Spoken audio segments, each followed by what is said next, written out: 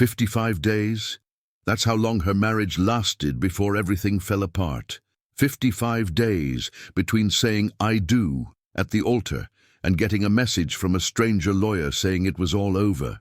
He didn't have the courage to look her in the eyes, didn't have the courage to give her an explanation. He simply disappeared, leaving her alone with thousands of dollars in debt that wasn't just hers. But you know what's worse? She saw all the signs and ignored every single one of them. This is Sarah's story, and if you think you've seen everything in relationships, get ready, because this story will leave you speechless. Hey everyone, subscribe to the channel and turn on the notification bell. Leave a comment down below and share this video with someone who needs to hear this story. Today's story is about Sarah, a woman from Chicago who discovered in the worst possible way that the love of her life was actually the biggest mistake she could have made. Sarah was always a dreamy girl who grew up watching her parents' perfect marriage as a reference. An only child, she learned early on what loneliness was, but also what determination meant. When she met Jake at 18, she believed she had found her happily ever after. They were from the same religion, had the same dreams, their families knew each other. But what started as a fairy tale turned into a nightmare that lasted exactly 55 days of marriage. And the worst part?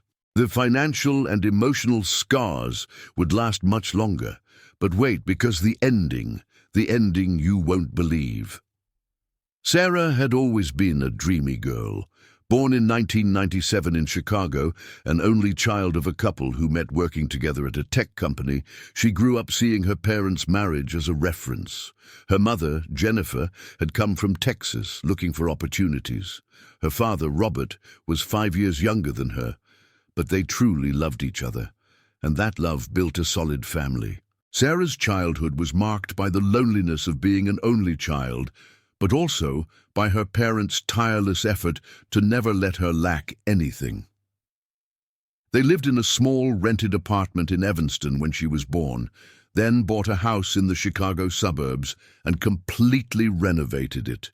Sarah literally grew up inside an ongoing construction project, but there was love, there was dedication, there was hope. Since she had no siblings, Sarah depended on her cousins to play. But over time, she felt a gradual distancing. Her cousins had siblings, formed their own families, and she was increasingly left aside. At 7, 8 years old, Sarah already felt what rejection was like, and it hurt deeply. Robert and Jennifer, noticing their daughter's suffering, tried to compensate with constant outings, gifts, and extra attention. Sarah gained a reputation in the family as the child who had everything, but inside she continued to feel alone, and she carried that emptiness into adolescence. In her pre-teens, the family moved back to a better neighborhood in Chicago near Lincoln Park. The financial situation had improved considerably. They bought another property, rented out the previous one. Sarah was finally close to the school she attended. Everything seemed to be getting better, but her behavior changed drastically. She became more assertive, more rebellious. She didn't accept no as an answer. She constantly confronted her parents. At school, however, Sarah was exemplary. Perfect grades, frequent praise from teachers. But she talked too much. Sarah took advantage of adolescence to make all the friendships she didn't have in childhood. She was surrounded by people. She had a computer since she was 7, was on all the social networks of the time. She was popular, but at home it was a constant battle of wills. At 15, the first crushes came. Shallow relationships that didn't last at all. Silly teenage betrayals, small disappointments. Sarah protected herself a lot. Jennifer always talked about her fear of a teenage pregnancy. The Catholic religion also weighed on the girl's decisions, so Sarah kept emotional and physical distance, cutting things off as soon as she saw it wouldn't work out. She didn't suffer much. She moved on with determination. But there was a guy she had seen at Lincoln Park High School. He was 2 years older, had repeated a grade, was in the year ahead. Sarah saw him in the hallways, but they never exchanged a single word until high school ended for both of them. Sarah got her first job as an intern at a digital marketing company in downtown Chicago. She turned 18 in February 2015, and that's when he appeared on her social media, liking photos, many photos, until Sarah, always direct in her approaches, sent a message. "I know you from school. Why are you liking so many of my photos?" And that's how it all started. Conversations through Facebook Messenger, then text messages on their phones. It was April 2015. Sarah had just turned 18, and he, Jake Mitchell, was exactly the type of guy who got attention. Tall, handsome, athletic, popular, but he had just gotten out of a relationship where he had been cheated on. Jake told Sarah he wasn't very open to new possibilities, but he let it happen anyway. The first meeting was at a barbecue at his family's house in Aurora, a town on the outskirts of Chicago. Sarah was excited when she learned that the family had roots in Texas, just like her mother. She thought she would feel at home, and she did initially. Everyone welcomed her well, except his sister, Amanda. Sarah felt the sister-in-law's cold look from the first moment, that female sixth sense that never fails. But she consciously ignored it. Amanda was already engaged, would soon leave home. It wouldn't be a problem, Sarah thought. A few days before the barbecue, they had already gone to the movies in Chicago. The first kiss had happened. But the barbecue marked the relationship definitively. There, Sarah met the entire Mitchell family. The stepfather, David, who had raised Jake since he was 6 when his biological father left home. The mother, Patricia. The sister, Amanda. The uncles, aunts, cousins. Sarah was enchanted with all of it, but something deeply bothered her. When Amanda threw that icy look, Sarah thought to herself, "Will this work out? Am I not pleasing in some way?"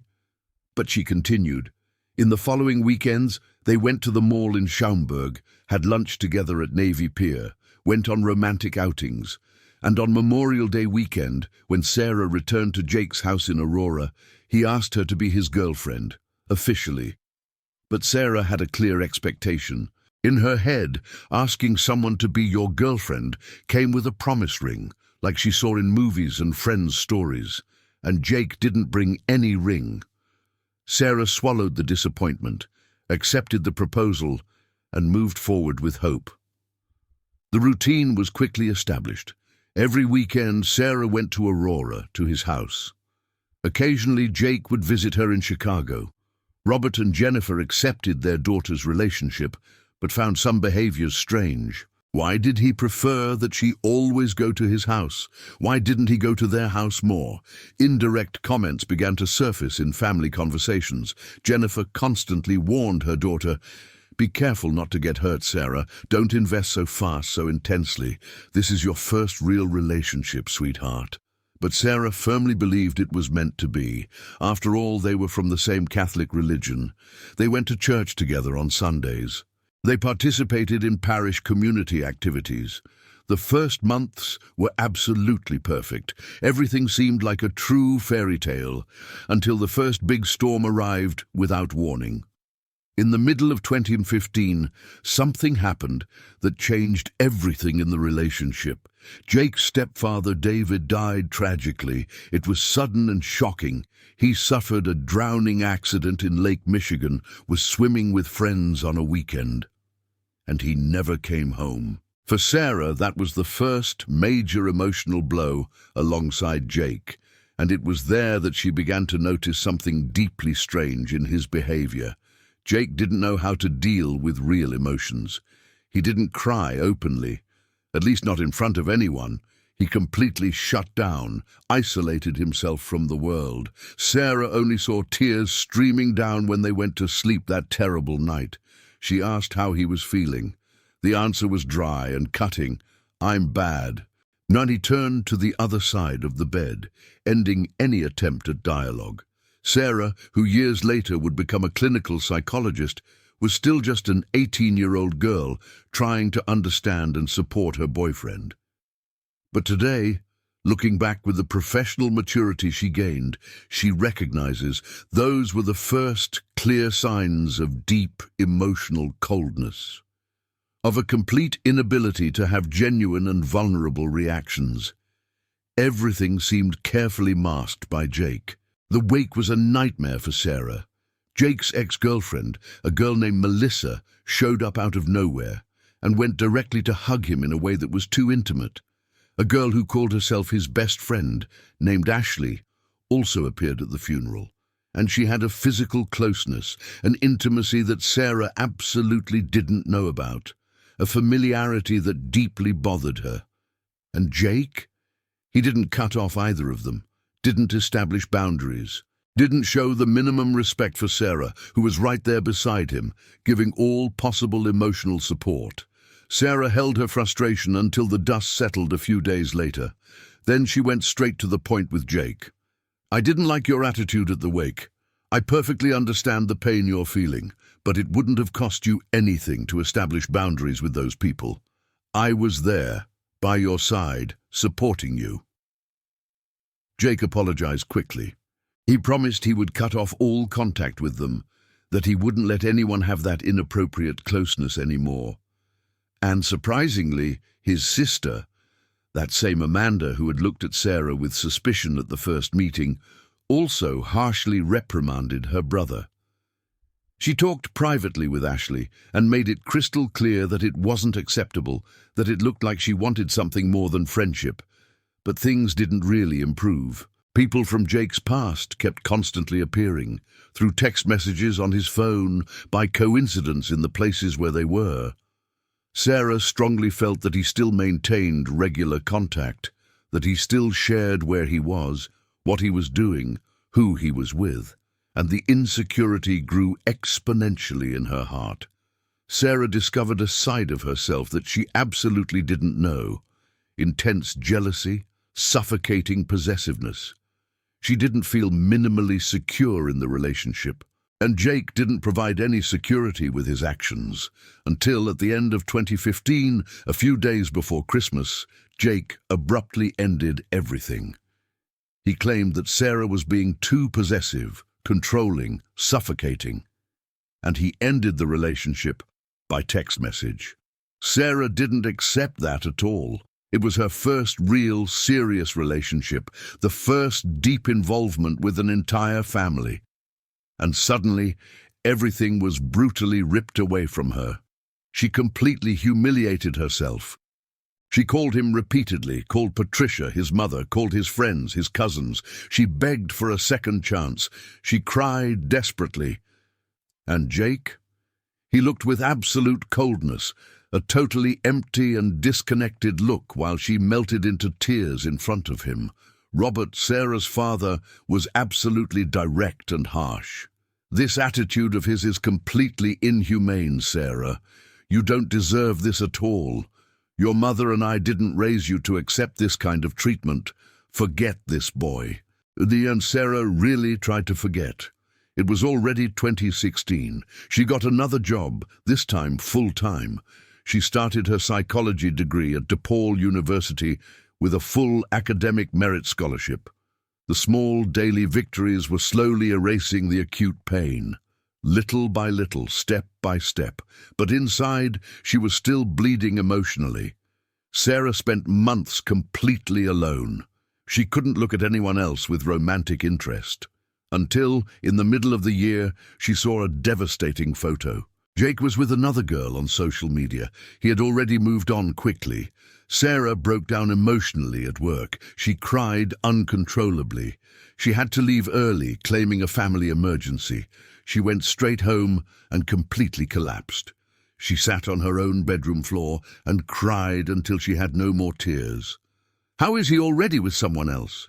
He who said he loved me, that I was the reason for his life. There, with her heart broken into 1,000 pieces, Sarah made a firm decision. Even if a miracle happened, she would never go back to Jake. Never again. But a few weeks later, something strange happened. A fake profile added her on Facebook. started talking about things in her life, new details that no one should know, and started romantically declaring himself through messages. Sarah blocked it immediately.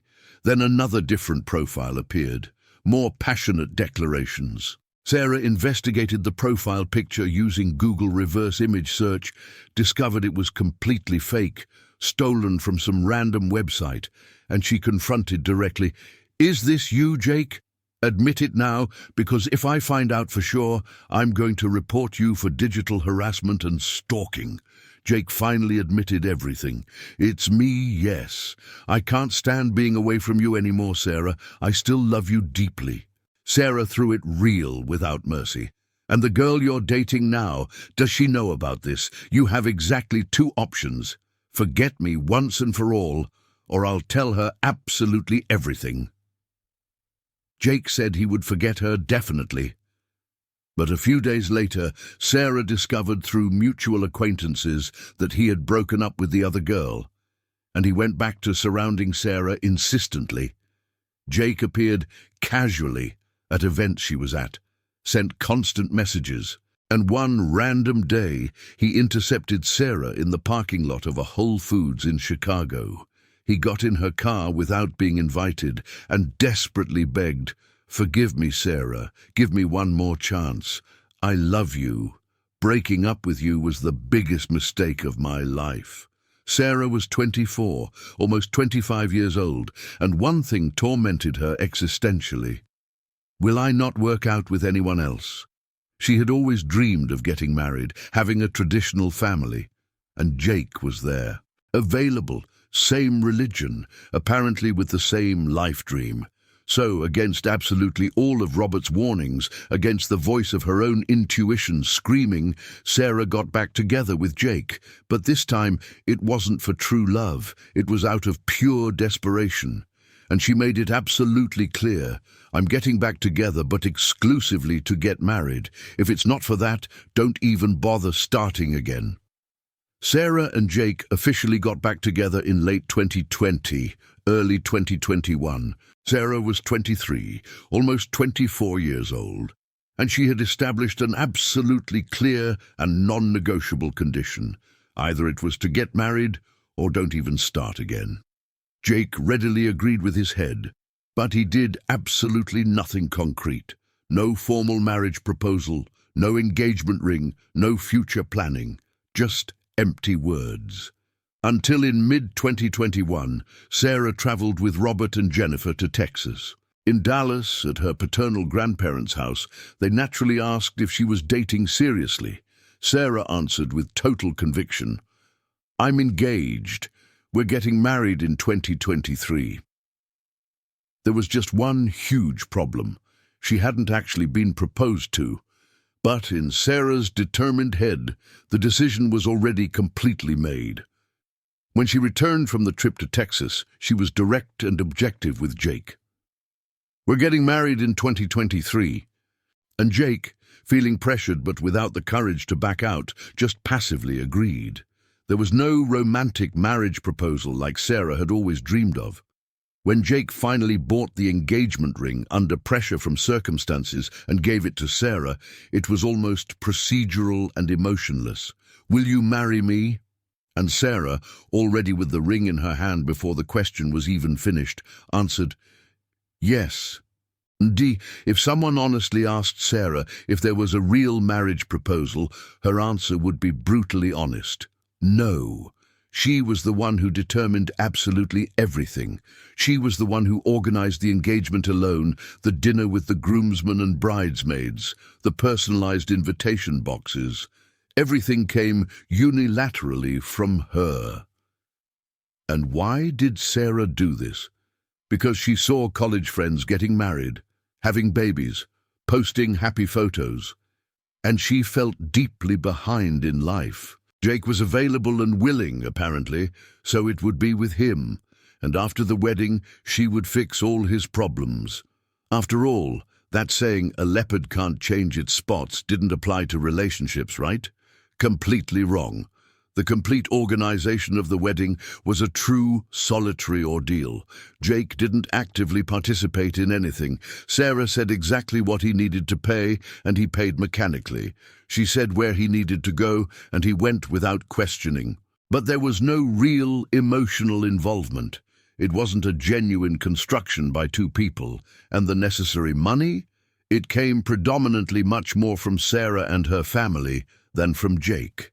In early 2022, they decided to buy an apartment together in a new condominium in Naperville, in the Chicago suburbs. They went to several real estate agencies until they found the perfect place. Sarah had an excellent salary working at a large company, a perfect credit score.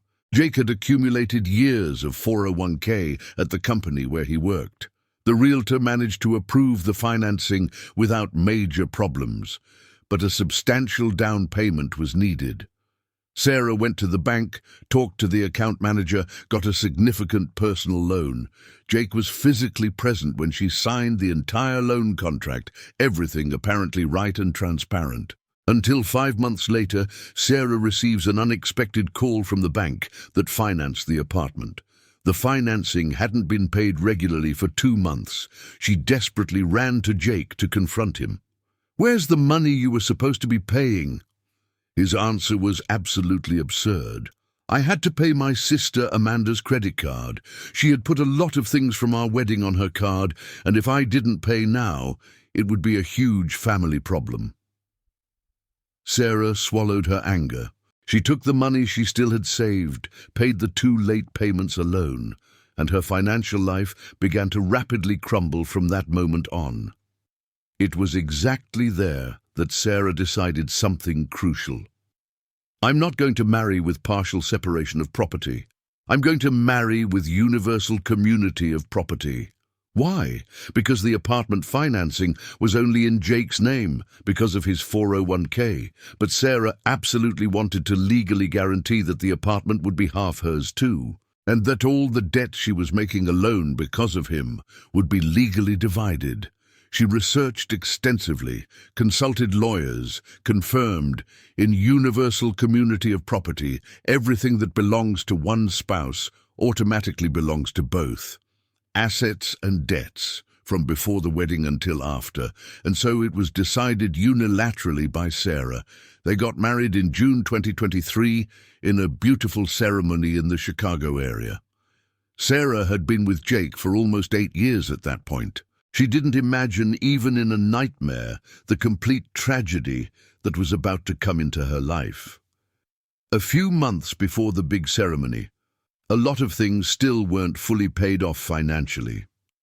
Sarah started borrowing money from several people in the extended family, and she always clearly told Jake, "I'm borrowing from Uncle Mark, from Cousin Lisa. You're going to have to help me pay all this back later."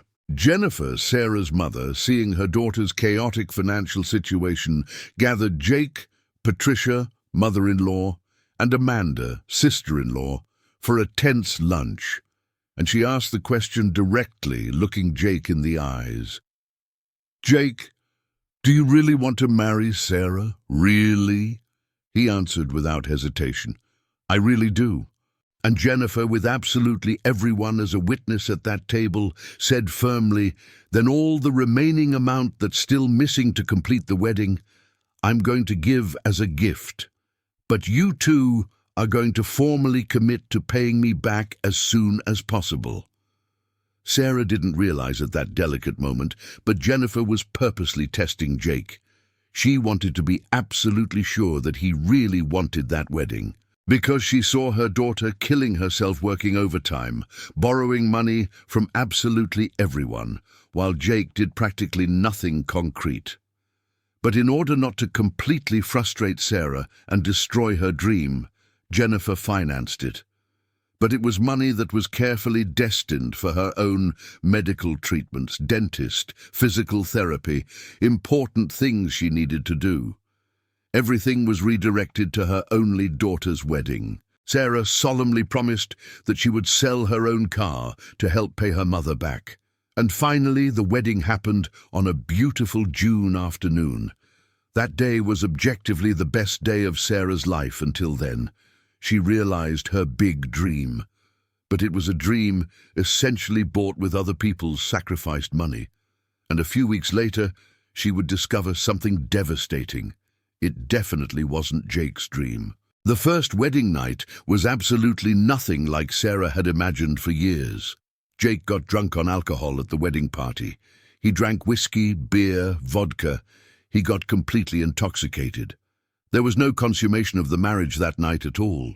Sarah felt absolutely terrible and disrespected, and an extremely strange sensation completely invaded her. Now what? What do I do? All of that had cost so much financially. It was other people's money, borrowed money, and she couldn't feel absolutely anything special being beside him in that moment that should be magical. They didn't have a romantic honeymoon. There was no money available for that. All the cash they received from wedding gifts was immediately directed to pay accumulated debts. They went straight from the wedding to the apartment in Naperville. And married life? It was a complete and absolute disaster from day one. Jake didn't genuinely talk to Sarah about anything. He came home from work every day, spent hours glued to his phone playing games or watching videos. He didn't ask how her day had been. He showed no interest in building intimacy. On weekends, he left early to play soccer with friends, went to barbecues, to bars. He stayed out of the house all day. Sarah lived practically alone in the apartment. Almost a month after getting married, Sarah was abruptly fired from her job. And now, how would they pay all the apartment bills, the condo fees, the financing? She had genuine fear of telling Jake the truth. She spent a whole week pretending she was working remotely from home, using her own laptop, until, on a tense Sunday, she finally told the complete truth. His reaction was absolutely cold and distant. "Now what? What are we going to do?" Sarah responded firmly. "Now you finally need to be the provider of this house. Take care of the financing, absolutely everything. Because I won't be able to pay anything without a job." But Jake just completely shut down. He didn't offer solutions. He didn't reassure. And at the first opportunity that same Sunday, he went to a friend's barbecue.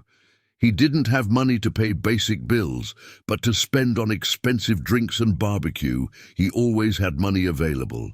Sarah entered a deep, depressive state. Even so, she continued making food for him every day, obsessively cleaned the house, perfectly fulfilled her role as homemaker.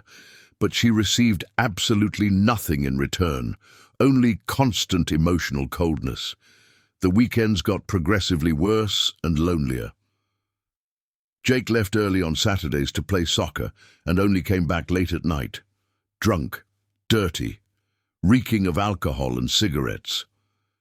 Sarah pretended she was fast asleep so she wouldn't have to deal emotionally with that degrading situation. Until one specific Saturday, Jake didn't come home at all. He went straight to Patricia's house in Aurora after soccer. Sarah sent repeated messages. "Where are you?" "At my mum's house." "Aren't you coming back to your own house?" "I'm not. I know if I come back now, you're going to start fighting with me because I drank too much again." Sarah spent the entire night completely alone, crying. She called Patricia desperately asking for help. The mother-in-law's answer was shocking. "Better him here at home than in the middle of the street doing something stupid, Sarah." The next day was Jake's niece's first birthday, Amanda's daughter. Sarah didn't go to the party. She went to a cousin's daughter's birthday in Chicago.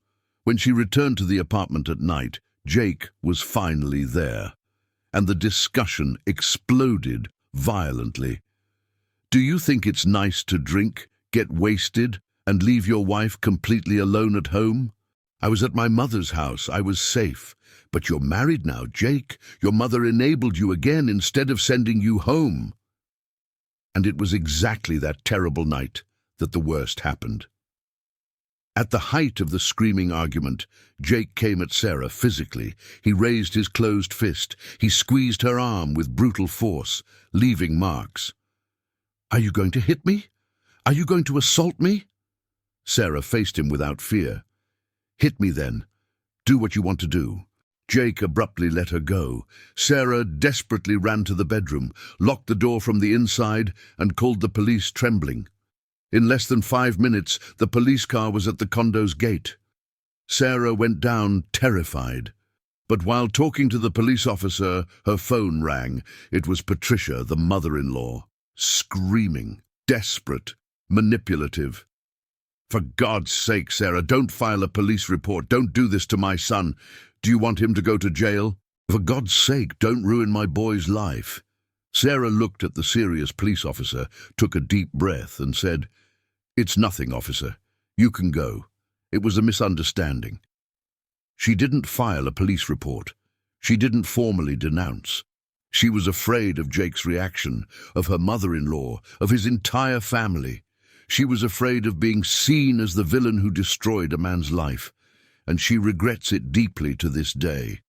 Because without an official report, there's no legal complaint, and that would have made her life in the subsequent processes immensely easier. But from that violent day on, the marriage truly ended. Jake slept on the living room couch, Sarah in the bedroom bed. She didn't let him get physically close at all. She mechanically prepared food, left it on the stove, and each one managed on their own. The bills arrived by mail. They went unpaid, and Sarah had to call Robert and Jennifer, constantly borrow money. The snowball of debts grew frighteningly. Until one Sunday morning, Sarah came to Jake and finally said, "We need to decide something definitive.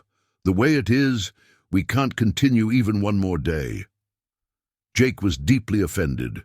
Sarah was absolutely clear. "You're not being a real man. You're not honoring the vows you made." Jake exploded verbally. Sarah did too. She threw a bag of bread on the kitchen floor. Later he would tell everyone she threw it at him that she assaulted him. "I don't want to be with you even one more second. Either you leave or I'm leaving here immediately." It was Sunday. They spent Sunday and Monday without exchanging a single word. On Tuesday morning, Jake left for work normally, and he simply never came back. He went straight to Patricia's house in Aurora, without warning, without giving any explanation, without communicating that he was ending the marriage. Sarah desperately tried to contact him. He didn't respond to messages. Patricia shamelessly covered for him. "He doesn't want to talk to you right now, Sarah." 55 days of marriage, and absolutely everything had ended in the worst possible way. In the first week after Jake abandoned the apartment, Sarah lived an indescribable nightmare. Alone in the apartment in Naperville, not eating properly, not showering, going from the couch to the bed and from the bed to the couch. She desperately tried to pretend that this wasn't really happening. On Saturday, Jennifer sent a worried message. "Is something happening with you, sweetheart? My mother's heart is heavy." Sarah finally had to tell everything. On Sunday, she spent the entire day at Robert and Jennifer's house in Chicago. When she returned to the empty apartment at night, she opened the shared closet. All of Jake's clothes were no longer there, the drawers completely empty. He had cowardly waited for her to leave the house to remove absolutely everything. Without showing his face, without personally saying anything, Sarah emotionally collapsed on the bedroom floor. She called Jake repeatedly. Nothing. She sent desperate messages to Patricia. The answer came cold. He brought his clothes here, yes. But he didn't even officially communicate to me that he really ended the marriage. Sarah was absolutely desperate. She slept at her parents' house that night. On Monday morning, she woke up to a text message from a completely unknown lawyer named Rebecca Thompson. "I'm legally representing Jake Mitchell in your divorce proceedings." Sarah was in total shock. "What do you mean, divorce proceedings? He didn't even talk to me that we had officially ended." Lawyer Rebecca, who coincidentally was a great friend of Amanda, Jake's sister, wanted to resolve everything in an absolutely amicable and quick way. Sarah was not foolish at all. "He unilaterally hired you. Now I'm going to hire my own lawyer." And that's exactly what she did. She found a divorce specialist lawyer named Diana Rodriguez, who accompanied her through absolutely the entire painful process, and what initially seemed like a simple divorce turned into a prolonged legal battle. When Diana formally requested the complete listing of all the couple's debts, Jake's official response through Rebecca was shocking. These alleged debts don't really exist, and if they exist, they're all exclusively hers, including the personal bank loan that Sarah had taken out with Jake physically beside her when she signed the entire contract. He shamelessly denied everything. Sarah immediately realized that Jake would do absolutely everything to not bear any responsibility. He would play the innocent victim, the dissimulator, the cynic, the abandoned one, and that's exactly what happened systematically. Jake spread to the entire Mitchell family that Sarah had physically assaulted him, that she had thrown objects at him, that she had said he wasn't a man. But he didn't tell them that he tried to assault Sarah first, that the police were called, that he cowardly abandoned the house, that he left all the bills unpaid. The divorce process dragged on painfully. September, October, November, December. Rebecca tried to schedule a date for them to formally sign the divorce at the notary's office. Sarah went on the scheduled day. Jake simply didn't show up, not even to sign the divorce he himself had urgently requested. In January 2024, Rebecca completely abandoned the case without clear explanation, and that's when Diana officially filed the litigious process in court, requesting not only the formal divorce, but the mandatory payment of half of absolutely all the debts and the legal division of the apartment. But Jake didn't pay absolutely anything anymore, not even the apartment financing in Naperville. Sarah discovered that he clearly preferred to let the apartment go to foreclosure and auction than give half to her out of pure hatred. It was clear patrimonial violence, systematic financial violence. He didn't take responsibility for absolutely anything. Everything fell on Sarah's financial shoulders. Bank calling daily, relatives calling, name completely ruined, deadbeat, debtor, irresponsible. And to make everything worse, Sarah decided to post a video on TikTok, briefly telling the story. She didn't cite specific names, but the first photo was from the wedding, and Jake appeared clearly from the side. The video completely went viral, almost 1 million views in days. The Mitchell family saw everything, and Jake threatened to sue Sarah for using his image without authorization. Diana recommended that she make the video private, and Sarah reluctantly obeyed. In March 2024, Jake finally appeared with a new lawyer and continued denying absolutely everything, but Diana had a powerful legal trump card: universal community of property. Everything that belonged to one automatically belonged to both, assets and debts indiscriminately. The condo process judicially froze Sarah's bank accounts. She lost significant amounts. An uncle who had lent money started aggressively collecting, and Sarah didn't feel genuine emotional support from practically anyone. The extended family didn't ask how she was emotionally. They just wanted gossip about what had happened. They created crazy theories, spread lies, cheating, intrusive mother-in-law, versions that never existed. Sarah was emotionally alone, until in May she met someone special, Michael, on an international dating app. She spoke English fluently and thought, who knows, maybe I'll meet someone and restart my life. Michael was Canadian, different, kind. Sarah told absolutely everything: the lightning marriage, the traumatic divorce, the crushing debts, and he embraced everything without judgment. Everything. He even helped financially pay some bills. In June, on a romantic hot air balloon ride in Napa Valley, Michael asked Sarah to be his girlfriend for real. And she, who was so afraid of making a mistake again, prayed, "God, is this the person you want for my life?" And all the signs clearly pointed to yes. In February 2025, the judicial decision finally came out. Sarah was officially divorced. The debts would be legally divided in half. But Jake hasn't paid absolutely anything to this day. Sarah hasn't seen a single cent. The apartment went to foreclosure and auction. Sarah won't have anything from it financially. She lost everything. Every cent invested, every sacrifice made, every tear shed. But here's the plot twist that no one expected. Today, Sarah no longer lives in Chicago. She moved to Vancouver, Canada with Michael. They got married in a simple and intimate ceremony in May 2025, just 7 months after meeting. And Sarah says she finally knows what a real marriage is. Michael didn't just embrace her debts, he paid them. All of them. Every cent that Jake should have paid and never did. Michael paid it all off without hesitation, without throwing it in her face, without making Sarah feel less because of her past. They now live in a small but welcoming house in Richmond, work together in an online consulting business, and Sarah is pregnant with the couple's first child, a girl, who will be named Hope. And Jake? Well, Sarah heard from mutual acquaintances that he still lives with Patricia, still in the same job, still drinking every weekend, and still alone. Life has a curious way of doing justice. Sarah lost 55 days, but she got the rest of her life back. And sometimes, losing everything is the first step to gaining everything you truly deserve. Let me tell you what Sarah's story really means.